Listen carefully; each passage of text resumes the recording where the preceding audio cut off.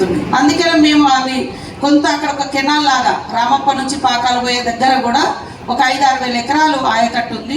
అది కూడా మీరు పరిగణలోకి తీసుకొని వెంటనే ఇవ్వాలని కోరుతా ఉన్నాము. ముఖ్యంగా రామప్ప నుంచి లక్నవరానికి ఒక కెనాల్ శాంక్షన్ చేసిరు, కానీ ల్యాండ్ అక్విజిషన్ జరగలేదు. ల్యాండ్ అక్విజిషన్ మరి జనరల్ అవార్డు తోటి 3 లక్షలకే పరిమితం అవుతుంది. ఈ రోజులలో ఎకరానికి 3 లక్షలు అంటే రైతులు ఇచ్చే పరిస్థితి లేదు. కాబట్టి మాకు లక్నవరం కూడా చాలా ఇంపార్టెంట్. ఆ వాటరే సమ్మక్క సారలమ్మ దగ్గర జంపన వాగుకు వస్తాయి. జాతరకు మాకు నీళ్లు లెక్క కూడా ఒక్కొక్కసారి ఇబ్బంది అవుతుంటుంది.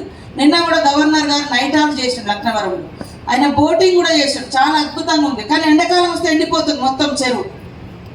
అది ఎప్పుడు కూడా నీళ్లు ఉండాలంటే ఖచ్చితంగా రామప్ప లక్నవరం ఏదైతే ఉందో ఆ లింక్ను తొందరగా కంప్లీట్ చేస్తే బాగుంటుంది. నెక్స్ట్ వచ్చే జాతర వరకు కూడా మనము ఆ వాటర్ను సమ్మక్క సారలమ్మ భక్తులకు కూడా వాడుకోవడానికి అవకాశం ఉంటుంది. అదేవిధంగా చాలా చోట్ల చిన్న చెరువులు కూడా ఉన్నాయి, వాటిని కూడా రిపేర్ చేయడం. గోదావరి మీద కొంత లిఫ్టులకు ప్రయారిటీ ఇవ్వండి. మంగపేటలో కూడా మల్లూరు ప్రాజెక్టు చాలా పెద్దది, అది దాని మూలంగా అది మండలం మొత్తాన్ని కాపాడుతుంది. ఇట్లా మా దగ్గర చెరువులు ఉన్నాయి, కానీ ఆయకట్టు అంటే ఎండాకాలం వచ్చినప్పుడు అది సింక్ అయిపోయి నీళ్లు దొరికే పరిస్థితి లేదు. రైతులందరూ కూడా బాధపడుతున్నారు, అరే మన మీద నుంచే నీళ్ళు పోతున్నాయి. ఇదంతా అయినప్పుడు మనకు ఇక్కడ తక్కువ ఖర్చుతో ఎక్కువ బెనిఫిట్. కాబట్టి మరి తెలంగాణ తెచ్చుకున్నదే నీళ్లు, నిధులు, నియామకాల కోసం. కానీ ఆ ప్రభుత్వంలో అసలు ఆలోచించలేదు.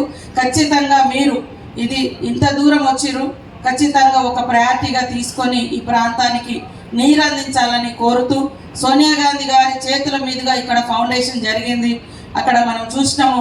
ఆ యొక్క పరిసరాలను కూడా మరి ఇరిగేషన్ అధికారులు నీట్గా ఉంచాలి. దేవాదుల ప్రాజెక్ట్ అనేది చాలా గొప్ప ప్రాజెక్టుగా వర్ధిల్లుతూ ఉంది. కాబట్టి ఇక్కడ ప్రజలకు మేలు జరగాలి, బయటి ప్రాంతాలకు నీళ్ళు వెళ్ళాలి.